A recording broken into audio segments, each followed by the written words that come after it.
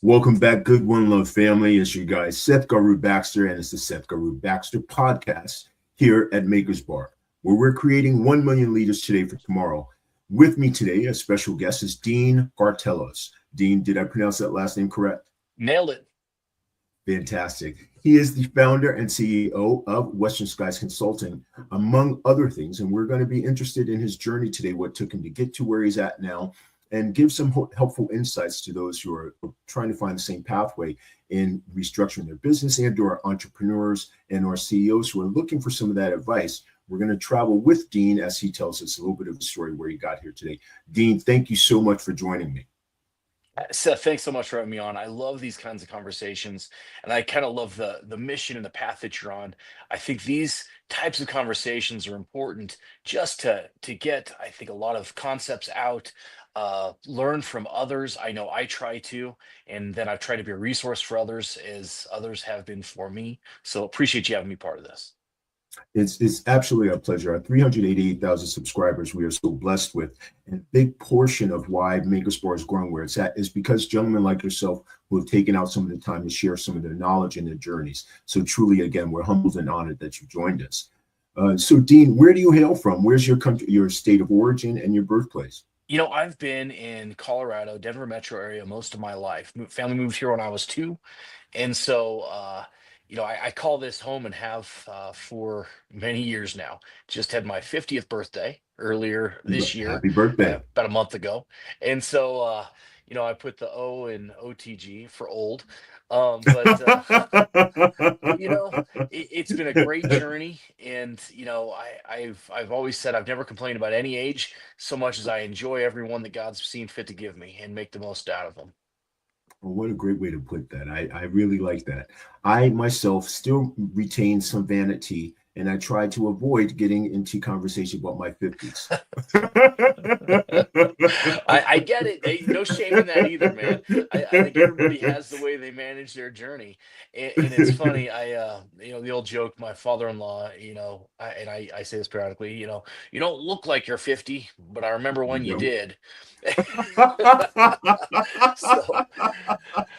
So yeah, I'd That's say funny. my age caught up with my looks, I suppose. It's funny. There's a lot of ways that I know I'm an old guy because I see things just I know differently than I did in my 20s, in my 30s, and so on. And each of those things kind of shaped who I am and how I am today. So they're all part of that path. I'm curious, just kind of jumping right in there. Sure. So, as a part of that path and what you've learned now, in your journey as founder, what are some of the lessons you would tell your younger self that you know now?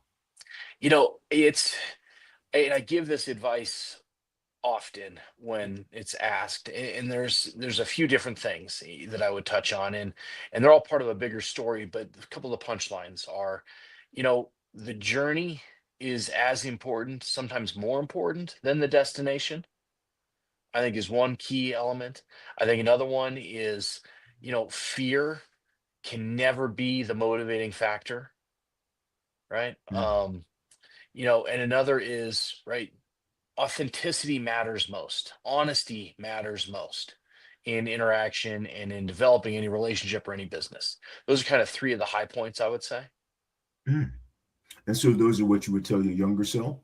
Yeah, and just embrace that, right? When you're young, or at least when I was young, I felt like I had a tendency I had to figure out how to prove myself because I was the young person on the call or in the meeting or whatever it was, and no, you are who you are at that time, and you have some expertise, and you're developing additional expertise. So use that, be that, leverage that. You don't need to create attention; you need to add value. Mm. And I think that is something that's lost too often. How often do you hear people fill space with words where there aren't any needed?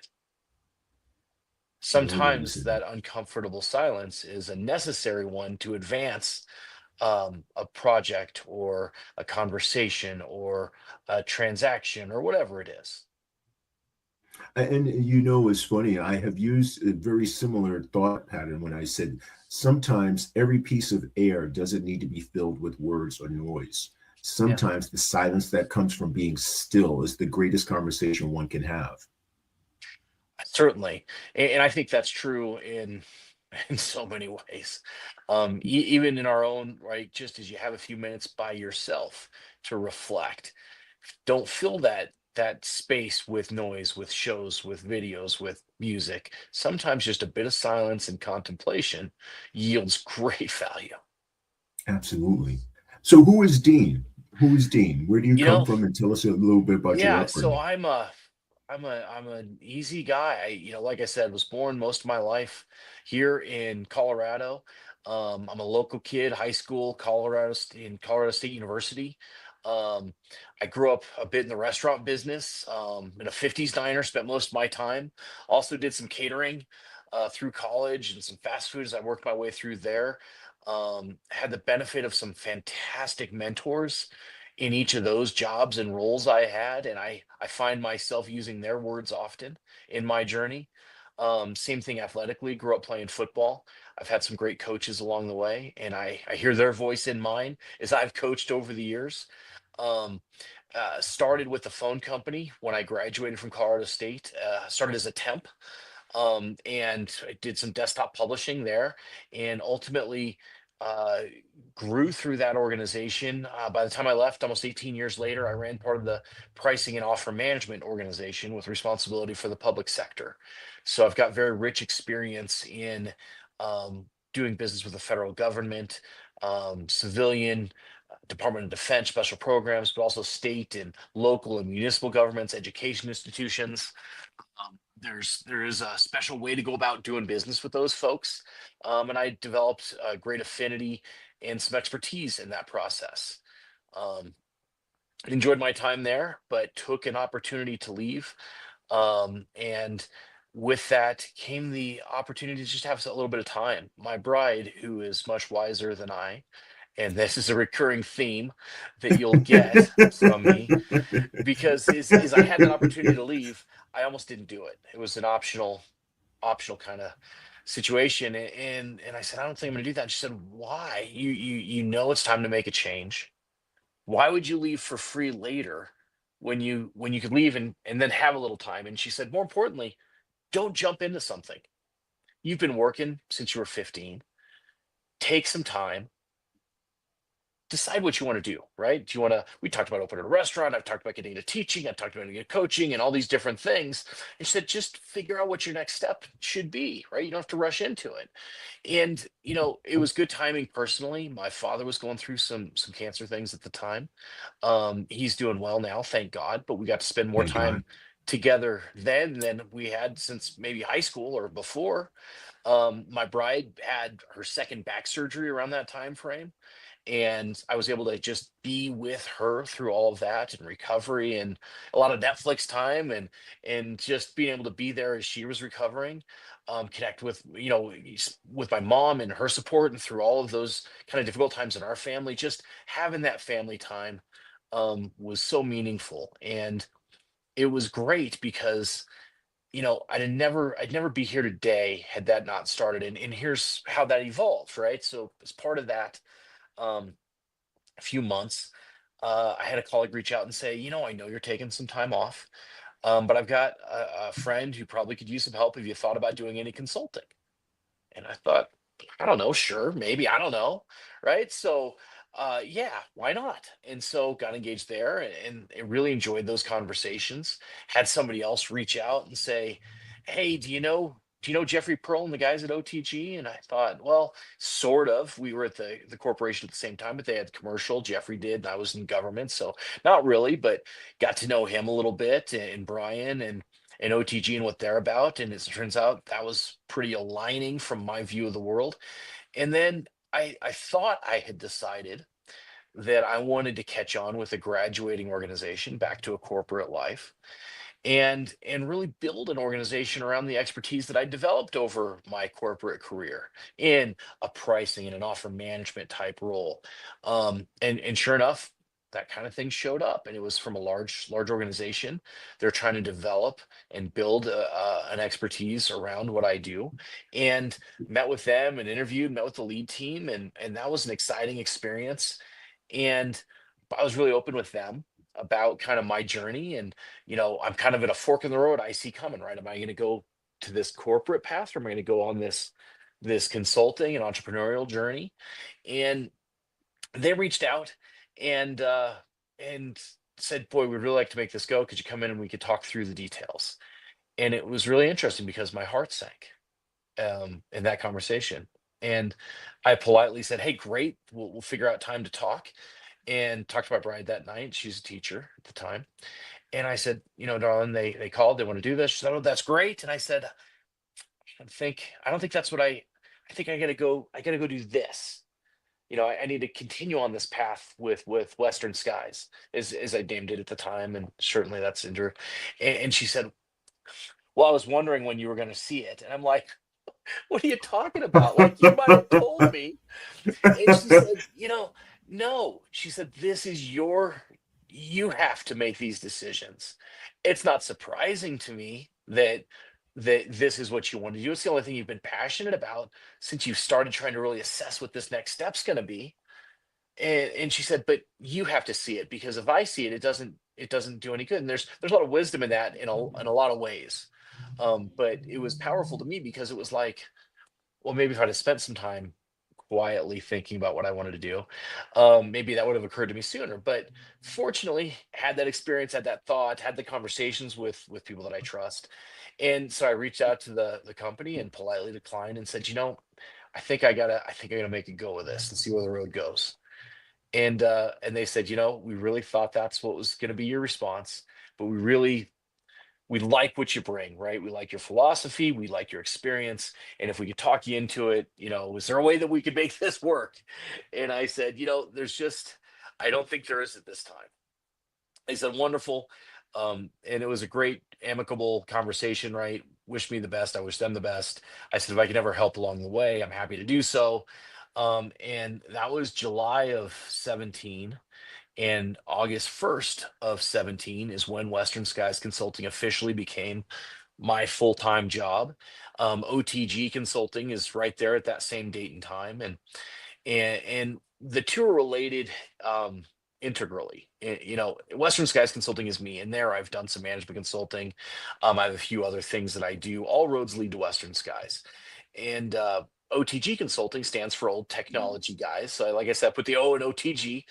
And we're a consortium of former technology executives that, instead of um, running the carriers and the service providers, we help our clients make those technology decisions. And so Western Skies Consulting, WSC, is powered by OTG. And that is what I do. I help companies make better technology decisions. And it really leverages what I view as the right way for an organization to go out making these decisions. If you think about this old model, what happens? A company needs to buy something. They have a need, something breaks, something fails. They need to grow. They got a new site. Somebody is voluntold to do it. What do? They call an existing service provider, or they ask the Google, or they click to chat, or whatever it is. But at the end of each of those things is a salesperson, and that salesperson has a job, has an agenda, has a quota, and that all of those line up with you doing what they want you to do. Right now, the best ones will make sure it's the best fit. They'll do all these things, but really, at the end of the day, they're compensated to get you to pay more, the most you're willing to pay for whatever product or service they sell. Right. And it all stems from, they take this vendor capability view of the world. Right. You hear that saying, if you're a hammer, then you try to find everything and make it look like a nail. Right. Well, instead of that, I take a client requirement view of the market. Right. And distill the market down to only those options that are the appropriate fit for my clients. And then I curate that experience and silence the noise and help get those companies to sell at the lowest price they're willing to sell at to my clients. And it's a nuance, but it's important, right? I don't sell anything. I have my clients buy what they already know they need in a way more efficient than they ordinarily do on their own. And the market range is for given technology is what, 10 to 30%, sometimes more. My clients typically experience 10 to 30%. And there's no magic there. It's just logic into how I go through things and how I work through that process and curate that experience and just bring everybody to the table. It's really a job of facilitating things. I certainly have my technical expertise, but truly the expertise I bring there is around knowing which technical experts to bring to the table and helping I get involved in a lot of conversations that are tangential to that technology, right? Some of them are cultural conversations around, boy, is the company ready for this step, right? Or how do we implement, what change management need to look like? Or sometimes it's just helping a leader build consensus in a company for adoption of new technology. There's a lot of things that relate to this that are areas in my background that allow, I think, me to be helpful in some of those conversations. And so you get to leadership and you get to the way we do things. And so that's, I mean, that is from how I started to where I am now. And they say you find something you love and you never really work. And I would tell you, I found that to be exceeding true. I love what I do. And it's because as you get to know me, Seth, one thing that hopefully you'll learn is my only real goal is to leave you better than I found you, Mm. without regard to whether we do business. Because honestly, business will show up where it ought to show up. If we communicate appropriately, if there's a business need, I'll be able to help. But if I can help in any way, man, that's sign me up for that. And that is probably as much as anything else what makes these days enjoyable for me because it's really not a transaction oriented business. There's a lot of folks that do what I do, and they are, coin operated, right? And you'll never hear me say money's not important. I think money's very important, but it's our relationship with money probably that makes all the difference. And Precisely. so, I think treating that as a byproduct of what I do to help people is an important nuance. I view success as just a byproduct of behavior. It is not a destination. Mm. The technology that you work with the companies on, can you delve a little bit into what are some of those technologies? For sure. It is in the broadest sense of it. Again, it's not because I have a product to meet all needs. It's because I have access to the full breadth of the market. So think about voice services, unified communications, or contact centers, or other types of voice over IP or legacy voice or things like that, but all voice things, all connectivity and networking things. So internet connections, Starlink, any type of connectivity, type private networking, SD-WAN, even MPLS. God help me, people still have that in the market. Um, but all the ways that connectivity is achieved, right? Then there's all the managed solutions, managed services, things like managed security, managed desktop support, compliance management, audits, um, all of just the full breadth there of things. Then you get to what I call the compute area. So it's not just cloud, but also cloud, right? Whether it's public or private or hybrid, or some companies still have their own servers, but they want co-location or it needs to be hosted somewhere. But all those compute thoughts.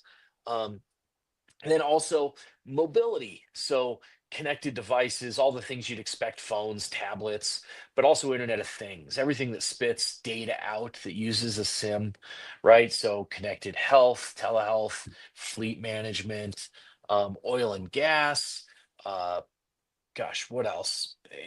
Facilities management, any device that has a SIM, that's an area that I can really help an organization optimize things. And then there's this other category of things that I love because it really represents, I think, the type of relationship that we have with clients. Because that first group was, I'll call it infrastructural, right? And this group is once they kind of see having a vendor neutral resource operate on their behalf, they start to say, well, can you do this? What about that? And so things like point of sale systems, merchant services and credit card processing, cyber insurance. HR and payroll things and support and tools, other software, AI readiness, implementation, assessments, all of those things. AI is quite the buzz right now, right? There's Yes, that's a absolutely. conversation we can get into as well. But all of those areas that I'll say are integral to operational success, but aren't maybe infrastructural in nature. Mm. AI, you mentioned AI, that definitely was going to come up. How is that impacting? It's such a large space to navigate and give insight to, and I'm It learning is. more and more myself. But I guess the beginning of this question would be: how is AI impacting your business and what you do? Is it part of your consulting? And I guess we'll just start there. How has AI impacted Sure. your business? I think AI is impactful to everyone in every way, whether they know it or not, whether they use it or not. So yeah, do I incorporate some AI tools into my daily operations? For sure. OTG is, I think, leads the league in AI adoption in terms of how we operate as a technology services distributor. So I think it is a tool, but all of these tools, like every tool that's ever been developed, you have to be able to understand what the business outcome that's desired is so you can apply that tool or which tool in the appropriate manner. And so, it's not, there's a myriad of AI companies and there will be more. And, we talk about there will be a one person billionaire company out of this AI, and probably more than one, right? But they'll leverage it to create something that has the value sufficient to generate that type of revenue, right? And so when a company, I ask folks, how are you using AI today or leveraging, or are you? Do you have plans to? Because to me, you know, people are concerned with the cost of adoption and some of the tools, and I agree. But if you think the cost of adopting the appropriate AI tools, and I'll use that word appropriate, is high, just wait till you see the cost of not doing so. Mm, mm. And so I, there's a lot there, but that's kind of the high level of it. And I'm happy to drill down or whatever you like, Seth. Yeah, if you don't mind, I think part of what I'm getting to is I see there's a great deal of trepidation as far as the impact AI will have on future job markets. There There's should be. also, if you don't mind, explore that a little. Sure. Because there is no doubt there are certain tasks that are performed by humans today that AI can and should do because it could be done more efficiently that way. That has always been true of any technology that's been deployed, from the first computer to the first assembly line, right? Like, think about as tools have evolved over time, the internet, and I would argue that AI will probably be exponentially more impactful than the internet was. If we, and there's no debate about the impact that the internet has had on commerce and business.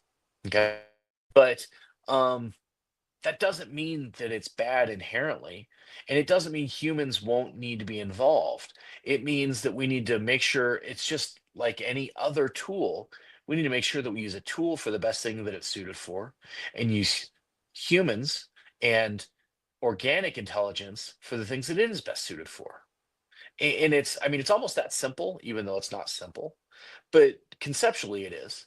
And why would a company not leverage an AI tool set to streamline certain aspects of commoditized activities? Whether that is screening incoming calls or screening job applicants or right, there's all these kind of tactical tasks, but AI is much more than those tactical point solutions and can be, right? There's an orchestration thought around AI and how you can leverage to bring together a meaningful dashboard from disparate systems to truly help in management and guidance of an organization. um there's a lot to it, but you know yeah, is there concern that AI will take jobs? Sure. Is there concern that there will be new opportunities? Not concern, but is there recognition that out of that will come new opportunities? Boy, there sure ought to be, right? People, look to that. I think it's back to what I said earlier about fear and how we can be, right? Humans are motivated by two things: fear and faith or love. And, I refuse to live motivated by fear. That was fantastic advice I received from one of my mentors early in my career as I was trying to figure out, do I do this or do I do that? Do I take this job? Do I buy this house? Do I, right? All those things. And his advice to me was, never let fear be the motivating factor. And I think that that's true, right? I always tell people it's okay to have fear. If you didn't, you'd be lying, right? But Mhm. recognize it, recognize the source of it, but move beyond it.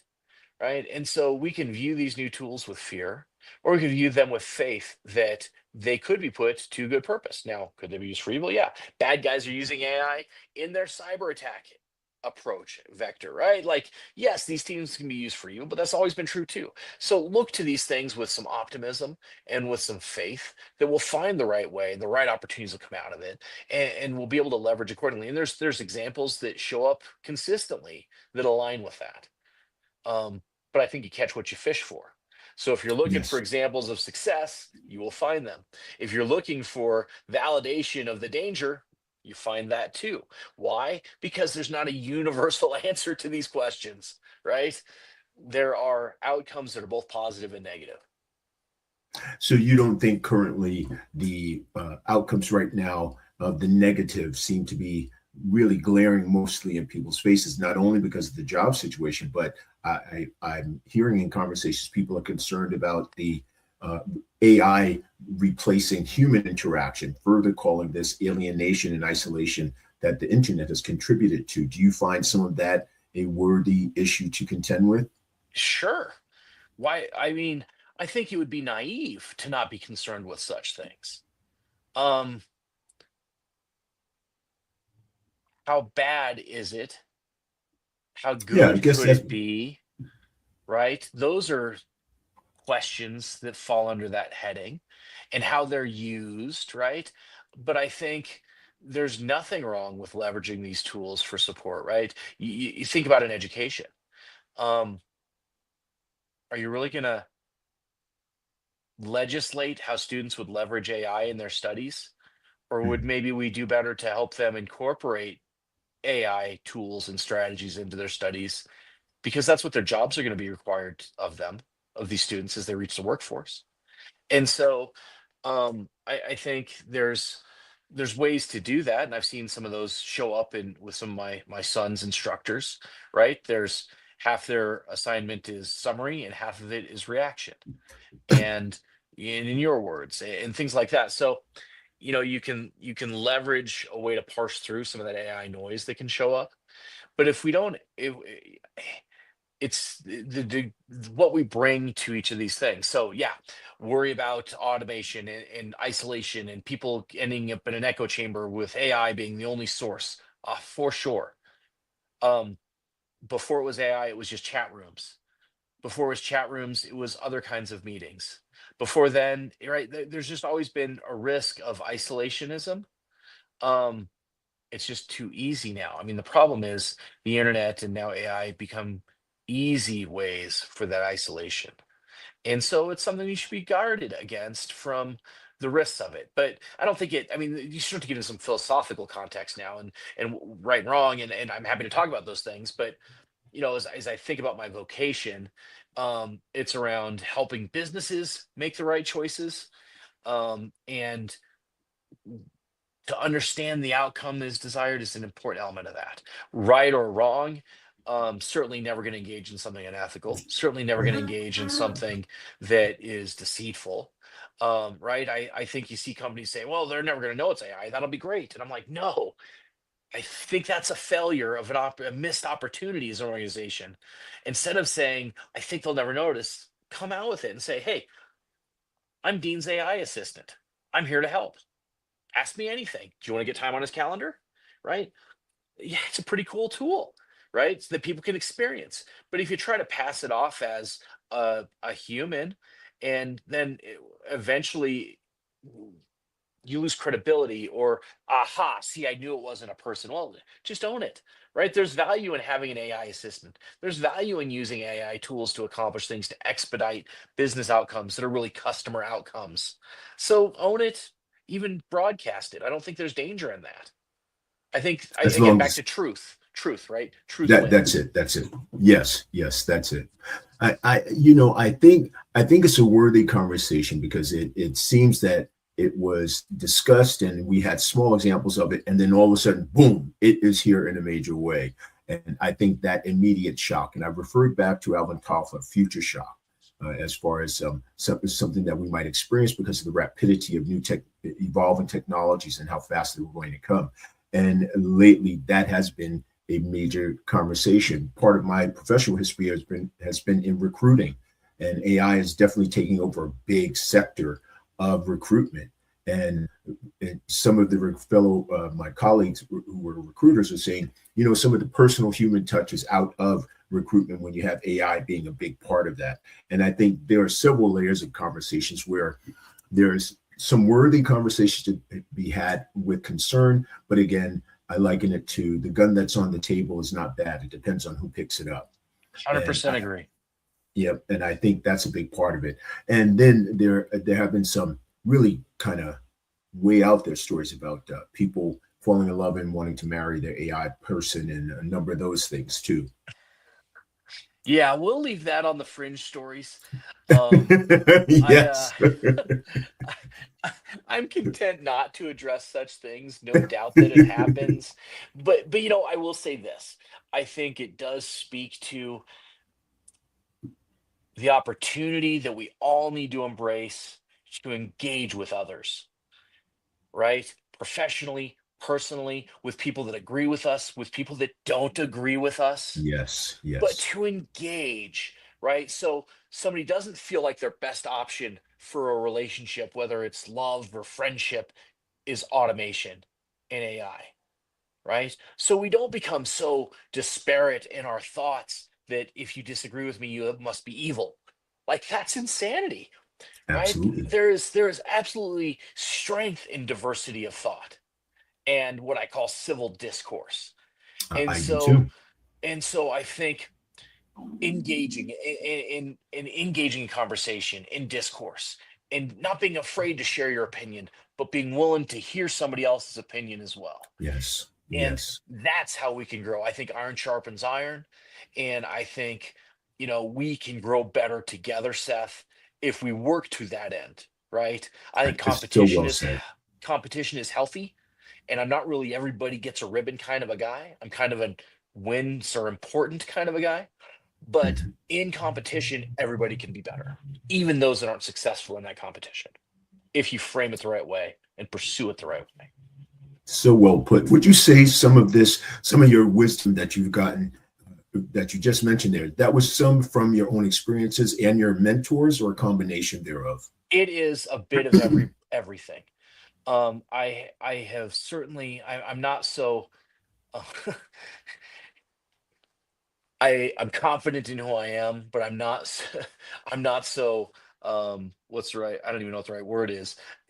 These aren't all unique Dean Gartelos thoughts, right? I have been the recipient of tremendous amount of support through my journey, back to my days at the diner and Bruno and some of the folks there, up through the day's catering and Dave and Al and some of the folks that influenced me there, to my early days with the corporation with Lex and Linda and others, to my mentor Richard and Eric and some other folks that I've worked with, and all of them, are parts of me now, and in the best ways, I think, I hope. And someday, I think there's folks that will maybe hear some of me and who they become, and I think that's a natural and good and healthy part of this evolution. And um, I'm not so arrogant to think that this is all magical because Dean said so, but I try to be mindful of what I hear and what I learn. And there's always a lesson. There's always a lesson in leadership or in behavior or in competition or whatever activity you're in. There's always a lesson. And I talk about this with my son. And I told him my job is to hopefully give you a bunch of how-to lessons, but there's a lot of how not to lessons out there in the world. And God help me, I know I give him some of the how not to sometimes, right? I don't try Mhm. to, but I know that it happens. But there's always a lesson. So be willing to learn that lesson. And the more you can learn those lessons from others, whether they're the how to or how not to, I think that the more you can grow individually and then help people grow around you. Does that make sense? It does. It does. And you really pointed out to something. I worked with young people for about 15 paid employee, 15 years, 17 years total in some capacity in teaching them government. And one of the most valuable conversations I've had with the young people were my mentors. They have given me so much. And I think that's extremely important portions of the conversation for CEOs and founders like yourself, the lessons that we've had in previous work experiences, how mentors play a big role in that, male mentors or female mentors. And I think they become instrumental in some where the projection of our life is going to be headed if you're willing to be an observer and a listener and take the valuable lessons. So you mentioned some of the people that were mentors in your life. What or who would you say that we all might know is one of your favorite persons to have listened to as a pseudo mentor, so to speak? And they can be Yeah. someone that's no longer living or Yep. someone today. That's easy. There's two that jump out at me. TR, certainly one of them, Teddy Roosevelt, right? Mhm. I am a huge fan of Theodore Roosevelt. Me Um, too. I think he his life's experience, his ability to overcome adversity, his desire to do good, um, the way he was able to articulate the pursuit of that good, there is a Absolutely. lot there with TR. And I just his words called to me in my youth, and they're as true today as they've ever been, I think, for me and others. Look no further than uh, the man in the arena, right? If you know that quote. I Um, don't actually. I got to say, I you, don't actually. well, I will paraphrase because God help me, I won't quote it per se, but it's worth a moment here. And it's not the critic who counts. It's not the man who points out how the strong man stumbles or how the doer of deeds might have done them better. Mm, The credit actually goes to the man who's actually in the arena, whose face is marred by dust and sweat and blood, who errs, mm. who fails, who strives valiantly, but comes up short. So that his experience of the highest victories also with the lowest valleys, so that his soul will never be with those cold and timid souls who know neither victory nor defeat. Mhm. And that's Oh wow. like, I love that, right? And TR Yeah, said yeah. it better. I bobbled it in the middle. You saw it on my face. Oh, But it was still very poignant. I must say, I had not heard that, but even in the paraphrase sense of it, I it strongly was, encourage you to find it, Seth. I think it'll call to you, and I think it'll call to your listeners, because the truth is there is no growth without risk, right? Gretzky or MJ, you miss 100% of the shots you never take, oh right? yes. I always say, make the goalie make the save. My son hates that saying. He's a goalie. Um, but you have to, you if you never try anything, you'll never achieve anything. So TR is one of them for sure. The other one is, I'm a big fan of Reagan. Um, he's the voice of my youth as a president, right? I hear his words with Challenger and other things that I experienced in my childhood. But the thing that I appreciate about Ronald Reagan, forget the politics for a second, right? I'm not here for a debate on capitalism or socialism or anything else. But what I love about him was his genuine conviction around what he thought was best and his genuine desire for the betterment of all people, not just those that agreed with him. And frankly, his humor and his ability to leverage humor where needed to either make a point or lighten a tense moment or just for the sheer enjoyment of folks around him. But big fan of both of those guys for those reasons. They happen to be two of my favorite as well. My dad taught me to appreciate Reagan's humor because they Yes. had a similar style of wit and it was very subtle. Reagan's humor was subtle, but when he laid it out there, it got you, you couldn't help but laugh. And even in my youth, it was one of those things that I could remember my dad pointing out, to paying attention to those nuggets. And so, and I'm not here to debate them either, but I will tell you this cool story. I was about 22 or so, and I went into this thrift store, and there was this T-shirt, and I got to tell you, I had it for years. And it was Ronald Reagan with a black beanie on and a cigarette and a white T-shirt and jeans. And I wore that T-shirt out, man, because I just felt that it was so much representative of him, the person, as a whole person. And I Yeah. think it just really captured the moment. And I just remember thinking that T-shirt was representative of when you're an independent thinker and how you can bring into a room with you who you are as that whole person, your humor, your strengths, your thoughts, your kindness. And that T-shirt was one of my favorite for I years love and that. years. I Oh bet he yeah, would have loved it, right? Because again, to somebody like that, in who I try to be, right? The best, one of the things that I loved, I think about him is, yeah, he had opponents politically, but I think yes, he was pretty well loved and respected by yeah, everybody, whether they agreed or not.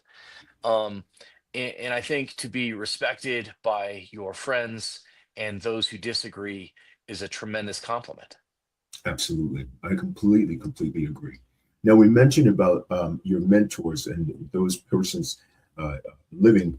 What about a book that you found in your professional journey that was really was most beneficial to you, as far as that you look back and you see this book helped me to understand business better. This book gave me insight to leadership. If you could name one, you can even name two, I've but got the a, immediate one. yeah, boy, that's tougher because it's a bit of a journey. Um, and there's a handful of titles I might offer, and I'll maybe center on one or two of them. But when pride still mattered, uh, Vince Lombardi, Oh, okay. right? Fantastic read. Um, uh, I not a take down notes football, for once. yeah, I take down notes, just so you know. great. Not just about football, about leadership in life. Big fan of that book. I think that was impactful to me. Um, Uncommon by Tony Dungy. Um, Again, powerful because it's philosophical, not just in leadership and football, but you know, the things that we all agree are good maybe are less common than we'd all like to think, but not unobtainable, right? Um, I think those two are really good ones. There's a few others that I really like. Uh, Trying to think if it's worth, I would say those two. I think they're time well spent in reading. Um, but I like it. Again, it's back to with Lombardi, his pursuit of excellence, right, was critical. And I think the way he went about it could be debated and argued and whatever else, but there's a lot of goodness there. With Dungy, a much gentler voice than a Lombardi, personality wise. But I think there's some commonalities across those two. But I think his belief in doing things the right way and yielding the high outcomes, not by volume and profanity and things that are too easy to revert to, right, for most people. So I like both those books. Uh, so I think I've got one more, and that the title escapes me. Um, if I can think of it before we get done, I will. But those are the two that jump out. I think The Strenuous Life by TR, also a good one. Right, it's a Strenuous quick life. read. Um, Strenuous life. yeah, And by that note, if in talking to a number of the CEOs I've spoken to throughout the program, they all have mentioned a great pitfall or a great challenge that they came upon, and they gave an illustration and/or the story, and saw how described how they got through it. Can you name one of those and how you got through it and what it taught you? yeah. I think as I was just starting out in my consulting journey, um, well, I'll give two short ones. One's early in my career corporately. I was going to call, and because of my role at the time, I was pricing and offer management and responsible for the a lot of aspects of deals, right, in support of sales. And so this is the journey matters as much as the destination moment, as well as right, you catch more flies with honey than you do with vinegar, That's right. Yeah. and you can catch the most with a dead squirrel, right? So d- so I I didn't haven't quite heard that one.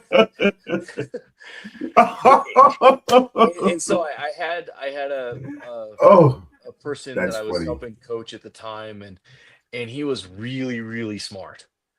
And but he had a dead squirrel approach to communication because he was so right and so obviously right that right. And so I would tell him when we go to a meeting or something, so listen, hey, no dead squirrels today, right? We're gonna use honey. We're gonna use honey.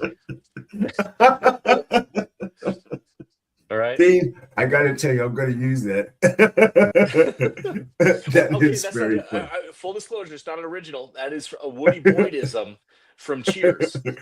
Okay. Okay, that's where I got it from, but I've used it because it's true, right? You can catch the It most with it. is. Well, yeah, you can. Thanks, Woody. That's not what we're talking about. But It's just anyway, funny. so that's one. And then the other is early in my consulting journey. I'll get to this one. It is a lot of rich experience in a consultative role that I had in my corporate life because I did a lot of coordination, cross-functional and silos, and really comfortable with those kinds of conversations. I haven't had a sales title in my career unless you count waiting tables at the diner 100 years ago, right? And so I tried to be a sales guy, and it was the most awkward dang thing I've ever done in my life. And I had a lot of awkward conversations with prospective clients that did not become clients for no surprise at all. And I was at having a drink with a buddy, and he asked how the business was going, how's it going, and I talked about this side of my business, and I love this, and I said, no, there's this other side that I'm trying to figure out. And he said, what's that? And I stumbled through this awkward thing, and he interrupted me, and he said, Dean, oh, he's like, buddy, I love you, I trust you, I am not doing business with you. That guy that was talking about this other stuff, I'll do business with him all day long. I'll do business with him that's not that all day long. He said, why are you, what happened there? And it was a bit of a light bulb moment for me, because as obvious as that sounds, don't be anything you're not. Be all that Mhm. you are, right? And right now my life is unified in a way that I am grateful for and had always searched for in my career. I am the same guy talking to you as I am talking to a client, as I am when I used to coach my kid's hockey team or soccer or whatever level he was at, to when I call hockey games now. I broadcast games and do play by play, right? I get to be the same guy because it is just who I am, right? And it's not a sales job that I have, and it's not a consulting job that I have. There's an outcome that I'm going to help you achieve as a business, and I can only be me to do that, right? I can't be you. I can't be the best sales guy I know. I can't be the best consultant I know. I had to find my own voice. And that was the world changing moment, I think, on my journey in this. Finding your own voice. Finding your own voice. Yeah. And I use that as because I coach, and it's funny. I As I left the corporate thing, I thought I was going to miss. I really enjoy mentoring and coaching and management, and some of the, I don't miss reports, I don't miss performance reviews, right? But I miss those activities, and I have the opportunity to do a lot of that in this role, and because of the nature of the conversations that I have with people. And so people, as they start out doing what I do, or they're getting into a sales job, or I'll give a bit of a spiel, and they say, oh, wait, write that down for me. And I'm like, well, I could, but it won't help you because it's me, right? You need to find your own voice and your own ability to convey these things and these concepts. Otherwise, it will just be noise, right? There's no substitute for authenticity. I agree. Where is Western Skies 10 years from now? That's a great question. I think I have great desire is I started out, I did everything kind of as OTG, and Western Skies was in the background. And this last year, I've pivoted a bit to my brand, Western Skies Consulting, powered by OTG, for a variety of reasons. There's no distance between me and OTG. I'm still a senior partner there, and I'm still engaged, and I will be as long as ever is planned. But what I learned is Western Skies is me, and it is my, I have my own flavor on business, and it aligns with OTG. But right, I'd love to see Western Skies operate um, with any success to give back and provide some something back towards the community and the environment. I'd love to be engaged more with 4-H and like the National Western, the stock show in town's a big thing. Um, and find a way to participate there in a meaningful way, giving back to the community, and in that agriculture and Western thought. Um, so that's something to grow, to have the resources to be more meaningful, helpful, meaningfully helpful in that way. Um, I don't think I have a desire for Western Skies Consulting to be a Fortune anything company. I am happy Interesting. I'm happy for it to be my corner of the world, right? You said CEO at the introduction. We talked about that. That's fine. I'm really principal consultant. That's probably the more appropriate thing. I'm a CEO of one, maybe of two or three over time, depending on his people. I have people that I've worked with over the years that kind of operate with me. Um, but I'd love to have it grow sufficient that it has a place just beyond Dean, that it has a place maybe in the market, that it has a place in supporting some of those things that I think need support, that are inherently, I'll call it American, right? The Western lifestyle, Western thoughts, agriculture, 4-H, and some of the things along those lines. I think there's so much that is called to me through my life in that lifestyle, albeit I'm not a cowboy. I did take horseback riding in college because I had to learn. I always wanted to, but I'm a city boy for the most part, right? But there's more to it than just that. So being able to contribute in that way, I think, is a part of this journey for me. Um, the company has its name out of that thought, right? Western Skies Consulting, I've had, because of my experience, opportunity out east in the National Capital Region over the years, because of the work that I've done, and I've just never seen fit to move my family away from these Western skies, Mhm. and that is why it is named that way. It's actually after a song. You see behind me that license plate, Chris Ledoux's got a song called Western Skies, and it's really his ballad of why he never went to Nashville and why his family, he raised them in Wyoming. But it's part of my heart and my soul. I really like that. I like that a lot. It actually goes back to what you said. If you're doing what you love, it's not really work. You don't even feel like it's work. And I do find those who are content with it, and some it might be to build a big conglomeration, but there are people I find that are also content with their corner of the world. They're in their vocation, they're in the field of their love, and it doesn't have to be this grandiose thing. And you're one of the few thought leaders and businessmen that I've spoken to that actually said, "Hey, you know what? I'm content with that." And I think you find that it's rarer than people think, that not everyone seeks to be the next Bill Gates. Some people are fine with their business growing, and it is functioning in its own area, and their life is fully content with that. And I just found that very fascinating and warming that you did say that. I appreciate that, Seth. And I think what's important in that to me is my job is to help these companies be the best they can be. And Yes. I always wondered in my old corporate days, because we did big things with the government, right? I used to tell my team, we're Rosie the Riveter, right? When all else fails, we don't, because right, the warfighter, we had the network in support of the warfighter and other things. And so it was really important to me. And I always wondered, I had this flawed thought that I wouldn't be as into it as if it was for a barbershop or a small business or a commercial company. And what I've learned in the last 8.5 years now is it is still of great import what I do for these companies. It's not life or death in the literal sense.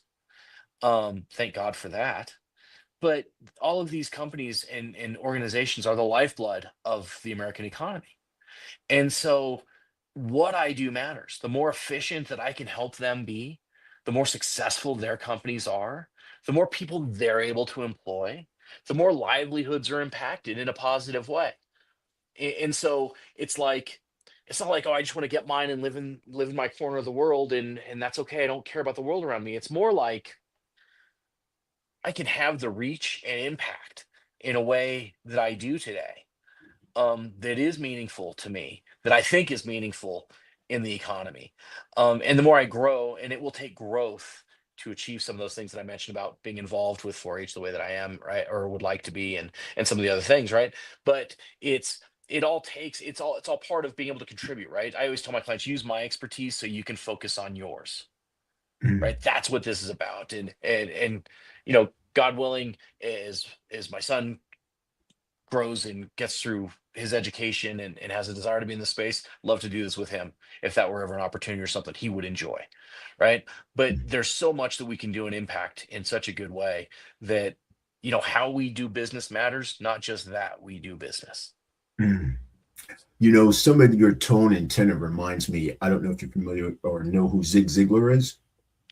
I, who hasn't heard of Zig Ziglar? I'm embarrassed to tell you, I've not really heard much of. Like, I don't really. I would listen to him, but yes. Some of the tone, and it's just welcoming. I really could listen to you give speeches for a good minute because there's a warmth and compassion and directness that's involved in the way you explain things, and I just find it extremely comforting and fascinating. And I think a number of young entrepreneurs and soon to be founders can take a great deal from that. I appreciate Seth, the way thank you you. That's wrap things. that's very kind of you to say. I really appreciate that Sincerely feedback. meant. Thank you. Sincerely meant. I just the eloquence and then the warmth that comes with it is just it's very welcoming, and it's just really I really like this kind of new take in that way. And I think for some of the young businessmen that I work with, and I have a couple of affiliations this way with young businessmen as well, and I want them to see this because I think like I said, just your tenor and your wealth of knowledge with it and how you couch it just is it's extremely awesome. It just really is. And I just can't thank you enough for sharing that with us today, Dean. Well, thanks. This has been a fun conversation. I know I can make a short story long, so my apologies for that as I've Not at gone through all. it. But I really do like these conversations. I appreciate the opportunity to share some of my thoughts with you and with your listeners, and I'm happy to be a resource if ever you'd like me to be, or they have a need, or anybody that listens. I'm easy to find. If you're okay, I'm happy to share a URL. Please Um, do. I actually was just going to ask that. Please do. Wonderful. Succeedwithdean.com. It's just how it sounds, right? Succeedwithdean.com. It's where you can find me. You can get on my calendar that way. As this is posted, I'm happy to share your podcast on. I've got a podcast section where I've guested, things like that. You can see a little bit about the services that I help support. But that's an easy way to find me. And it's not, if you want to talk business or leadership or any of those things, that's fine too. Like, it's not about, oh, I have a technology project I need Dean for. Sure, that's what I do. Happy to all day long. I need business. My business needs to grow. I'm your guy, and I will help save you money, and I will make sure you get the right thing. But beyond that, I'm happy to talk through any of these other things too as well. You are more than welcome back. We are building a team of people that I have just found. I'm fascinated by discussions with people and conversations anyway. I just think we all have this incredible, beautiful side of us that sometimes in the rush of things, we don't get to be present and experience, even via an interview through StreamYard. But just taking that time to do that. And this has been one of the most pleasurable conversations I've had in a great while. So I humbly thank you. And I will also be putting the link in the video when it's released for people to be able to Oh, find a way to contact you as well. thanks so much. Yeah, it took us a minute to get here, didn't it, Seth? That's but okay. It did, hey, but it's it a was so lesson well in. worth it. It I was so well agree. I worth it. agree. A lesson in perseverance for both of us. So Yes, absolutely. grateful that this worked out. I do greatly appreciate you having me on. I love this conversation. I love the mission that you have. I think your ability to bring voices to the market, to your listeners, to young people, to old people, right? I think that's a worthwhile endeavor. And so I really value you providing that role and that service. And you have a wonderful way about you of kind of shepherding this conversation along. So thanks for that, Seth. It's absolutely my pleasure, brother Dean. It really, really has been just a sheer delight. I can't say enough. I truly mean that. So until next time, Dean, I want to thank our audience and our subscribers for listening. And as always, I end the program with saying the revolution that we want is a love-olution, a revolution of love. So let's continue to put out love in everything that we do, in our work, in our interactions, in our passions. Create the love-olution create the love-olution that we all want. Dean, thank you, good brother, and we are looking forward to seeing you again. Thank you, sir. I appreciate you, Seth.